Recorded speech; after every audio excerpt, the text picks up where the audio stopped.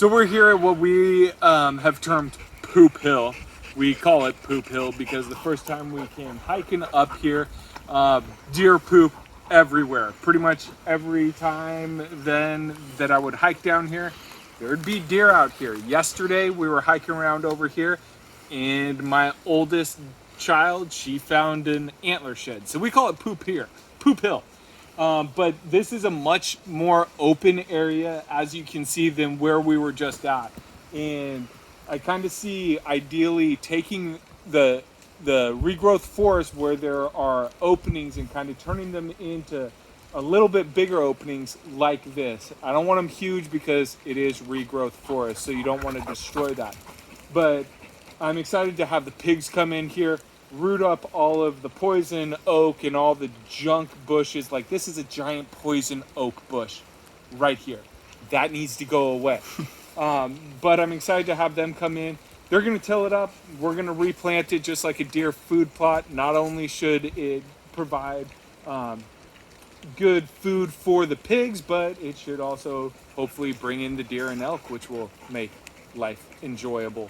But the other thing is, as you can see here, where it's opening up more, what we're also going to do is not just plant plants on the floor of the forest in the pasture, but ideally the goal is to start planting fruit and nut trees.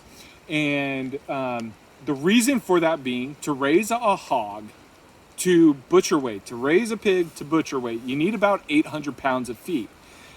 Interestingly enough, a full-grown apple tree provides right out about 800 pounds of apples a year. And you can stock 10 pigs per acre.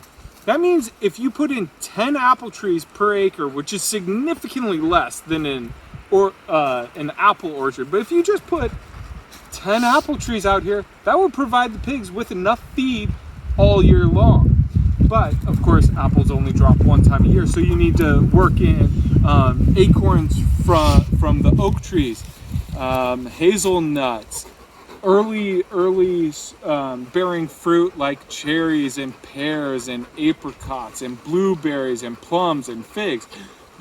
You get some of those, about 6 to 12 an acre. They're all different sizes. You're going to be able to plant them in different densities, but you plant those throughout. And on the kind of open meadow areas like this, you would plant them on the edges, and behind them you're going to have the fir trees grow up.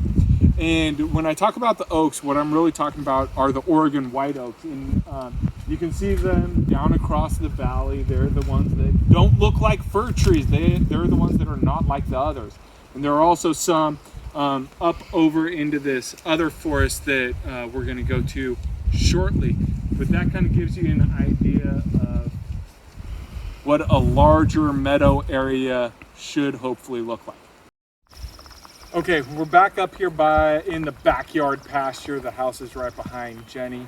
And what you can see is this was one of the first paddocks that we had the pigs on a couple months ago. They've been around. But we started off with, as you can see, a ton of blackberries. And we had to come in and we had to cut out the blackberries to make room so they could even get in here. And they came in, they did their thing, tilled it up, and as you can see, the grass is growing back, and we've come back in with the killer clover mix, which has various clovers in it, and the clover's growing back. And we also planted the deer greens on here, which are the radishes, turnips, and collards primarily are the ones that I planted here. I think there may be some beets in there too, and they're starting to grow. So we're gonna just let this grow for how we have the paddock set up. We're gonna probably be able to let it grow for a couple of months before the pigs are rotated back on here. So we'll see how it progresses. And if you see behind us, after Jenny shows the close-ups, behind us, it's pretty mucked up back behind me because that's where the mangalitas just were. We just moved them off of that about a week ago. And I've already gone in and reseeded it, and things are just barely starting to come up, but not quite yet. So it needs a couple more weeks before we start seeing some real green down there. But it'll be interesting to see how that progresses. But this kind of gives you an idea of what the regrowth of the pasture grasses and the meadow openings should look like. I'll come back in about 2 weeks because these fields really look like they're about to blow up. So in about 2 weeks, it should be lush fields of green. We'll see how it looks. Okay, so we're right on the edge of our property right here, and the reason why I wanted to show this is kind of show you have our regrowth timber. You have a fir here. It's primarily for the Douglas fir, this regrowth, but these are probably about 15-year-old Douglas fir in on our property. But behind me, you have a forest that's regrowth, but it has been thinned out a while ago, so it's probably about 25 to 30 years beyond what these Douglas firs are, but it has been professionally thinned. We're gonna go up there. I just wanted to show the size difference, but you can also see that there are some Oregon white oaks sporadically in there, especially on the edge of the forest. Okay, so now we're back. We're about 50 yards into the older forest. This stuff's probably 30 to 40 years old.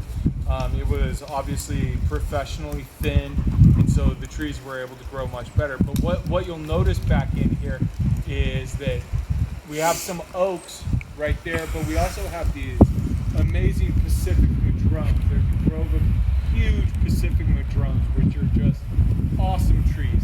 But what you'll see with them and with the oaks right next to them, right there behind you, Jen, what you'll see is now they're getting topped by the Douglas firs.